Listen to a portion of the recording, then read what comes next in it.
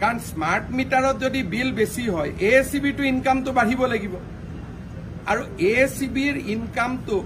আমিতো লুকাব নোৱাৰো কিন্তু ASCB-ৰ ইনকামটোতো বঢ়া নাই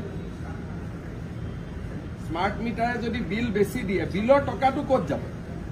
ৰাজকোষত আহিব লাগিব কালি বিধানসভাত প্ৰশ্ন কৰিলে হল যে ৰাজকোষত টকা বেছি আহিছে নেকি ইয়াৰটোতো জানাৰ বহুত উপায় আছে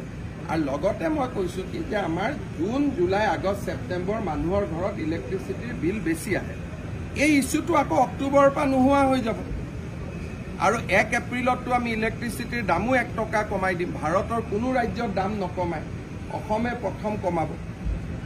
গতিকে তথাপিতো মই স্মাৰ্ট মিটাৰলৈ যুক্তি তৰ্কত নাযাওঁ অহা কালিৰ ভিতৰত আপোনালোকে মোক জনাই দিব মোৰ অফিচৰ পৰা আপোনালোকলৈকে ফোন কৰিব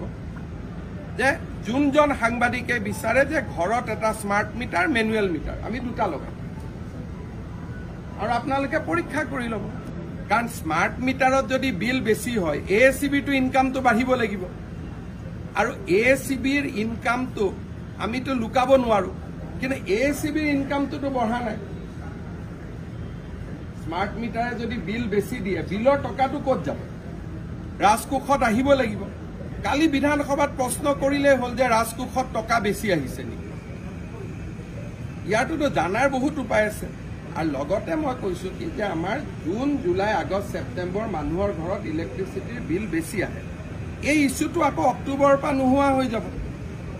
আৰু 1 এপ্ৰিলতটো আমি ইলেক্ট্ৰিচিটিৰ দামো 1 টকা কমাই দিম ভাৰতৰ কোনো ৰাজ্যৰ দাম নকমায় অসমে প্ৰথম কমাব গতিকে তথাপিতো মই স্মাৰ্ট মিটাৰলৈ যুক্তি তৰ্কত নাযাওঁ